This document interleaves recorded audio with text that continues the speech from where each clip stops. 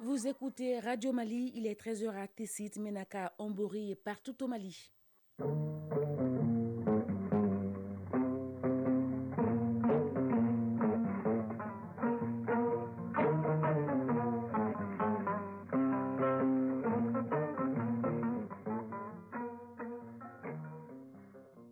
Le journal. Salimata Dao.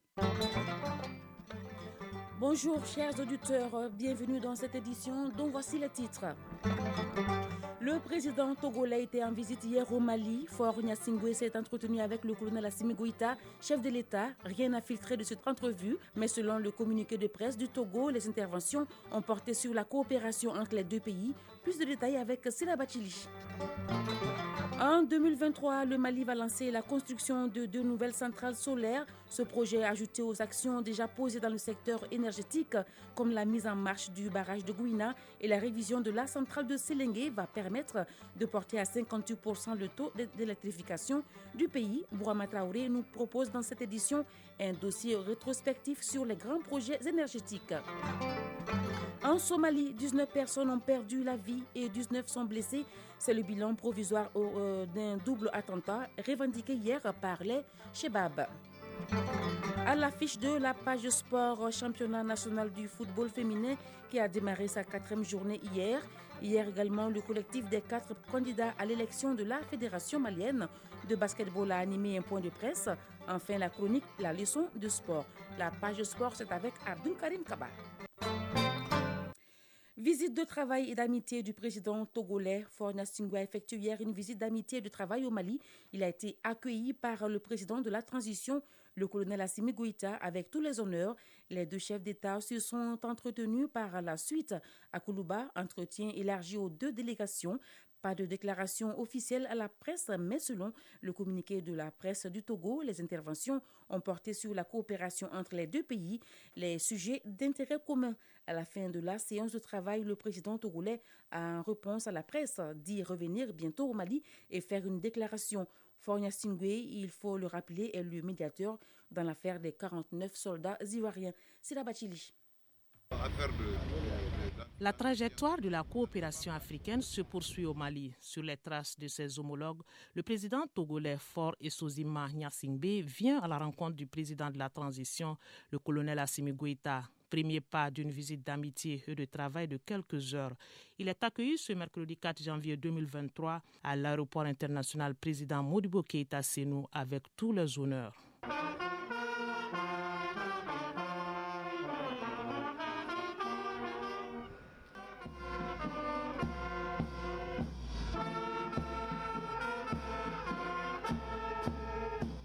Après l'exécution des hymnes nationaux, la présentation des corps constitués, direction la loge du pavillon présidentiel pour la traditionnelle bienvenue et la séance photo.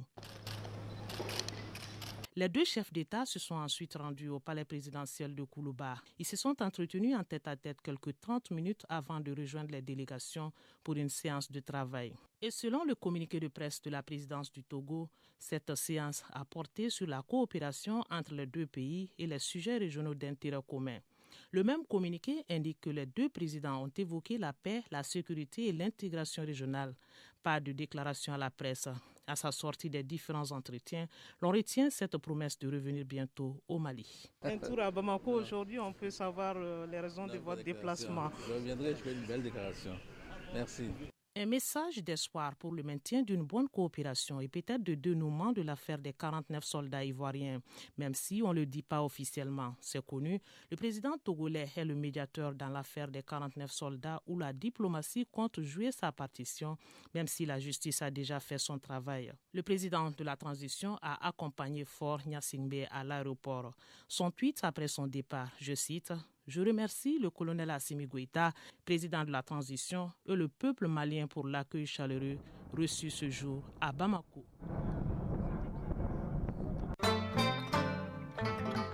53%, c'est le taux national d'électrification au Mali, un taux qui atteindra 58% en 2023, selon la Direction nationale de l'énergie, avec comme finalité faciliter l'accès des Maliens à l'électricité de façon durable et à moindre coût.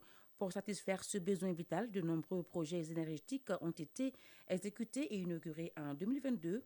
dont le barrage hydroélectrique de Gouina et la révision de la centrale de Séléngué. D'autres ont été également lancés, notamment le projet de Taoussa d'une capacité de 25 MW. En 2023, la construction de 2 nouvelles centrales solaires doit débuter. Pour en savoir plus sur ces grands projets énergétiques, nous sommes allés à la rencontre de la directrice nationale de l'énergie. C'est le dossier rétrospectif de l'année 2022 signé Bourama Traoré et Idrissa Dambélé. Si l'arbre qui tombe fait plus de bruit que la forêt qui pousse, le champ énergétique au Mali en 2022 a bien poussé et a même donné des fruits, malgré les besoins de plus en plus croissants de la population en énergie. La meilleure illustration est l'inauguration le 3 décembre 2022 de l'ouvrage emblématique de Gouina dans la région de Kaya. Le barrage hydroélectrique de Gouina est une infrastructure sous-régionale qui va améliorer l'approvisionnement en énergie du Mali, de la Mauritanie et du Sénégal. Ces 3 pays sont les bénéficiaires du projet d'un coût de plus de 280 milliards de francs CFA. Mme Tera Aminata Fofana est la directrice nationale de l'énergie. C'est une centrale hydroélectrique sous-régionale de capacité 140 MW. C'est divisé entre les 3 pays, le Mali, la Mauritanie, le Sénégal. Donc ça va renforcer la capacité de production de la société EDM. Si la centrale hydroélectrique de Gouina tourne en plein régime depuis ce 3 décembre 2022, celle de Séléngué en fait également. Cette dernière a reçu en 2022 un coup de lifting avec comme résultat l'augmentation de sa capacité de production. Dans le cadre de cette révision est faite par les agents même de l'EDM, qu'on a pu augmenter la capacité de production de la centrale. Donc, dans ça, on a raccordé Kangaba et Goulessibougou sur le réseau interconnecté. Ça va diminuer aussi le coût d'exploitation un peu des centres isolés de la société EDM et ça. Une quinzaine de localités tout au long de ces 2 cercles aussi ont été électrifiées. C'est 100 MW de Sirakoro. Et là, c'est une centrale thermique qui est aujourd'hui presque finie. Ça, il faut le dire, on est à 99,9%. On a aussi relancé la construction du projet de Taoussa. Ça, c'est très, très important. C'est un barrage de 25 MW et c'est hydraulique. Vous savez, les sources hydrauliques vraiment sont plus importantes que vraiment les autres sources thermiques. Et vraiment, c'est avancé aujourd'hui. Avancé aujourd'hui, tout comme d'autres grands projets, dont les lignes de transport d'énergie. En termes simples, c'est le mouvement massif d'énergie d'un site de production à un poste électrique. La ligne Sikasso-Bougouni-Sarangoroba sera terminée et Bougouni sera raccordée sur le réseau interconnecté. C'est un centre isolé qui coûte beaucoup à l'IDM. Donc, ce centre sera retiré comme isolé. Ça sera sur le réseau interconnecté. Ça va diminuer un peu le coût d'exploitation aussi de la société. En plus de ça, il y a 8 localités qui seront raccordées. Il y a Niena, il y a Koumantou, il y a Kilea, il y a Sido, il y a Zantebougou, il y a Kolondjeba, et puis il y a Sarangoroba et Djalakorobougou. En 2023, toutes ces localités, à cause de cette ligne, seront raccordées. Et c'est des localités de production même. La CMDT est dans ces zones-là. Donc ça va soulager aussi la CMDT aussi qui est sur les thermiques. Manantali 2 aussi va avancer beaucoup. Et les localités qu'on a commencé dans le cadre du barrage de Gouina seront électrifiées. 60 localités seront électrifiées. Les travaux seront finis en 2023. On a le projet de centrale solaire 2023. Ça, c'est pour vraiment améliorer le mix énergétique, c'est-à-dire pour diminuer la part du thermique. Donc, on va commencer la construction d'au moins 2 centrales solaires à l'année 2023. En 2023 également, les efforts seront portés sur la valorisation du potentiel d'énergie à Kaya à travers l'opérationnalisation d'une ligne de transport électrique. Du constat du département de tutelle, la première région concentre assez de centrales électriques. La ligne du Malantali 2 même, qui va de Malantali, l'ancien barrage hydroélectrique, jusqu'à Kati. Là-bas, il y a beaucoup de centrales à Kaya.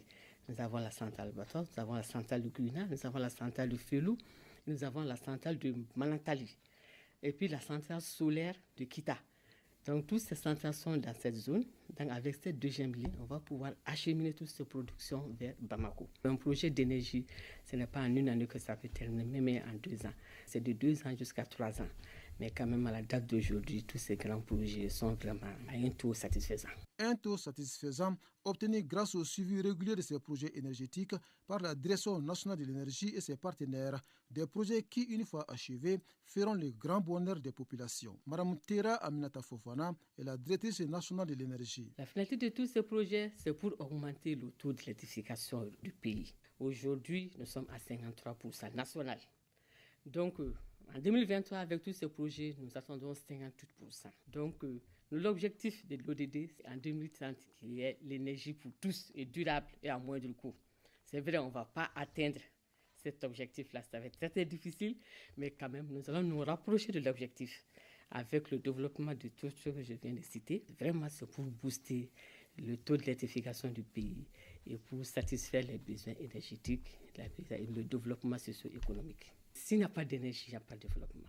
Cette évidence sonne comme un défi à relever pour le département en charge de l'énergie, un secteur dans lequel de gros investissements sont consentis afin de faire de l'électricité un droit pour tous et non un luxe. Le mouvement Ambiko poursuit ses actions humanitaires. Il a remis 36 feux tricolores à la mairie de Caille. Des draps et des moustiquaires ont été offerts à l'hôpital régional Fousseni Dao et un centre multifonctionnel a été inauguré au RTM Caille, Moriba Keita. Après hivernage tour qui consistait à curer les caniveaux et à nettoyer les quartiers de la cité des Rails, le mouvement citoyen Ambiko vient de doter la commune urbaine de Caille de 36 feux tricolores. Après cet exercice de remise de feux tricolores, la présidente du mouvement Ambiko, Batoulignan, a inauguré le centre multifonctionnel des femmes de liberté et a offert des draps de lit et des moustiquaires à l'hôpital Fousseni Dao de Caille. Ibrahim Sidibé, chef d'antenne de l'ANASER Caille. Ces feux tricolores vont à coup sûr améliorer l'exploitation sécurisante des voies ouvertes à la circulation publique. Maman Anne, présidente du centre multifonctionnel de liberté. Quand tu aides une femme, c'est toute une famille que tu as aidée. Ce centre multifonctionnel nous sera d'une grande utilité. Ces remises de dons du mouvement Ambiko s'inscrivent dans le cadre de la solidarité et de la réduction du taux d'accident de la route. Binta Nyan, vice-présidente du mouvement Ambiko. Aujourd'hui, c'est le tour de Caille. Les femmes de Caille souffrent beaucoup. Elles n'ont pas de travail. Donc c'est pourquoi on a créé ce centre de formation afin de les aider à se former, à faire les savons, les pâtes d'arachide, l'agroalimentaire. Après la formation, ça serait un lieu de travail pour eux. Au nom du gouverneur de la région de Caille, le conseiller à la sécurité militaire et à la protection civile, lieutenant-colonel Adaman Bamba, a félicité et remercié la présidente Batoulignan pour sa participation indéfectible dans le développement de la région de Caille. Caille, Moriba Keita, Sidi Aïdara pour l'ORTM. Page Inter, plus de 4 milliards de francs CFA ont été soustraits des caisses de la Banque agricole du Niger. Après un contrôle de routine à la Bagri, les inspecteurs de la cellule nationale de traitement des informations financières ont découvert d'importants détournements de fonds au sein de cette banque. Au moins 19 personnes auraient perdu la vie selon le bilan provisoire après un double attentat revendiqué hier par les Chebab en Mauritanie. La première, une voiture piégée a explosé dans le centre du pays. La deuxième a eu lieu près de la base militaire de Mahas dans la province du Hiran. 2 véhicules ont explosé, provoquant 19 morts et une cinquantaine de blessés. Aux États-Unis, le Congrès issu des dernières élections de mi-mandat a fait sa rentrée avant-hier. Tout s'est passé normalement pour le Sénat à majorité démocrate. Pour la première fois depuis un siècle, son président n'a pas été élu, ni au premier tour, ni même le premier jour, en raison des divisions entre membres de la nouvelle majorité républicaine. Après 2 jours de vote et 6 tours de scrutin, la Chambre des représentants à majorité républicaine ne s'est toujours pas trouvé un président pour remplacer la démocrate Nancy Pelosi.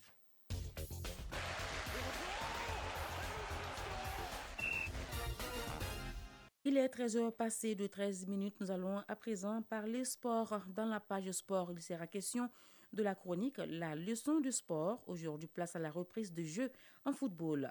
Le collectif des 4 candidats à l'élection de la Fédération malienne de basketball a animé un point de presse hier. En foot, la 4e journée du championnat national féminin a démarré hier également. Le développement de la page sport, c'est avec Abdul Karim Kaba. Démarrons cette page de sport par le football féminin.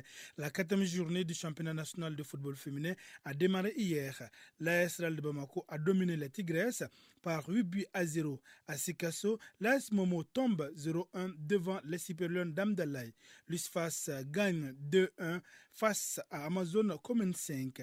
À Mopti, Soudoubaba s'impose par 2-0 devant Badigna FC. À Koulikoro, victoire à déplacement de l'AS Mandé de la Commune 4, 9-0 devant l'entente sportive de Sirakoro Mekitana. Cet après-midi, il y aura la rencontre Centro UFC et AS Police. Basketball, le collectif des 4 candidats à l'élection de la Fédération malienne de basketball a animé un point de presse hier. L'objectif est d'informer l'opinion sur la conduite à tenir après les travaux du 9e conseil électif de la Fédération malienne de basketball.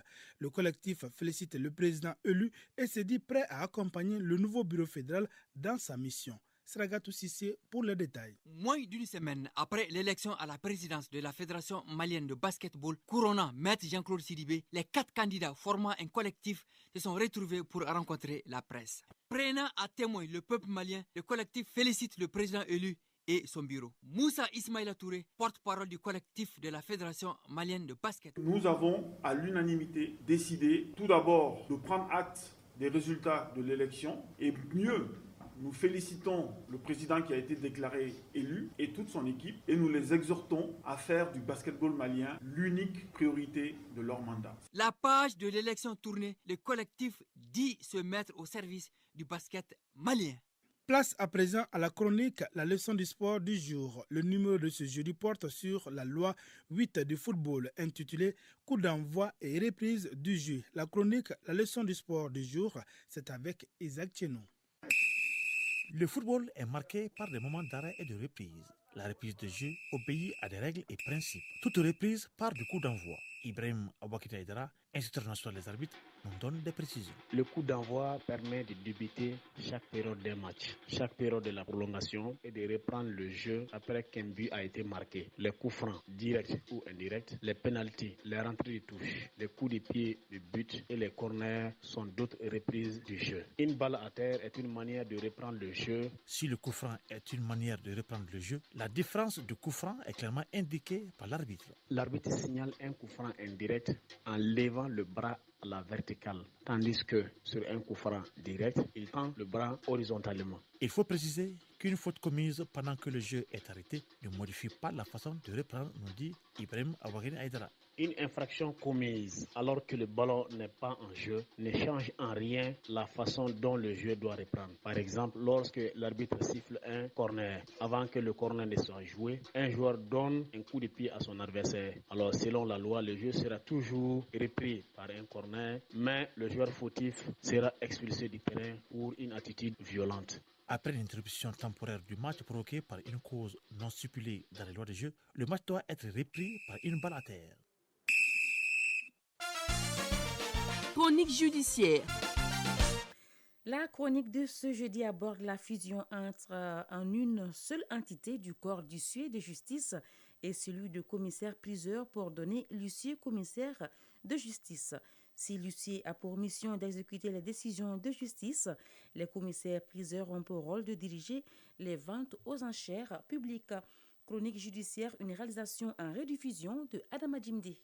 L'huissier est un auxiliaire de justice qui dispose de pouvoirs légaux pour faire exécuter le paiement d'une créance. Il s'assure que les créanciers reçoivent l'argent auquel ils ont droit selon le tribunal. Aussi, l'huissier exécute les décisions du jugement. Si une personne condamnée par le juge à payer une somme refuse, l'huissier peut saisir son capital, ses revenus, ses biens mobiliers et immobiliers. Le commissaire-priseur est aussi un auxiliaire de justice. Par contre, ce dernier dirige la vente publique aux enchères des biens. Cette vente permet l'établissement du juste prix par la confrontation transparente entre l'offre et la demande. La fusion de ces deux entités en huissier commissaire de justice a permis de renforcer davantage leur capacité opérationnelle sur le terrain. Maître Boubacar Namakoro Diallo, président de l'Ordre des huissiers commissaires de justice de Mali. La fusion a permis aux huissiers de faire des prisées, des ventes aux enchères, et aux commissaires de priseurs de faire des saisies et autres. Donc notre activité principale, c'est l'exécution des décisions de justice, établir les constats matériels, surtout quand il n'y a pas de dommages corporels. Pour avoir accès au service de l'huissier commissaire de justice, les conditions sont toutes simples, physiquement aussi bien que virtuellement. Il y a un site dédié aux huissiers sur les réseaux sociaux et tout. Et ensuite, il y a un bureau de l'ordre des huissiers. Et les huissiers aussi sont représentés à travers le territoire national. Chaque huissier des justices a un cabinet qui est bien connu, Donc saisir un huissier, soit sur les réseaux, c'est-à-dire que les adresses sont connues, toujours passer par un cabinet, c'est toujours mieux. Parce qu'il y a la confusion souvent entre certains agents immobiliers qui disent maître, qui se considèrent comme des huissiers, et les huissiers proprement dit. Donc le distinguo est très clair. Les huissiers sont des professionnels de droit qui appartiennent à la famille judiciaire, tout comme les notaires, les avocats. Ils ont des cabinets bien précis situés sur le territoire. L'accès à l'huissier de justice est très facile. Vous avez une décision de justice, le cabinet de l'huissier est ouvert. Vous avez un problème par rapport à une constatation donnée.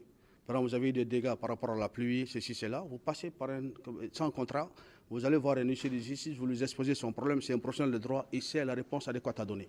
Les honoraires de l'huissier et commissaire de justice sont réglementés par la loi de façon précise. Maître Boubacar Namakoro Diallo, président de l'Ordre des huissiers commissaires de justice de Mali. Chaque acte qu'on pose, il y a un tarif bien défini par rapport au tarif des huissiers. Normalement, si on prend le recueil des textes usuels du Mali, dans ce recueil-là, tous les frais de justice sont énumérés dedans. Et les tarifs de justice sont énumérés aussi dans le recueil des textes usuels. Maintenant, sauf que souvent, de commun accord, vous pouvez discuter compte tenu de la distance, et cela, pour améliorer un peu les frais. Pour ça, c'est une volonté commune des parties. La compétence territoriale des huissiers est fonction des zones de couverture des cours d'appel de Bamako, Mopti et de Caille.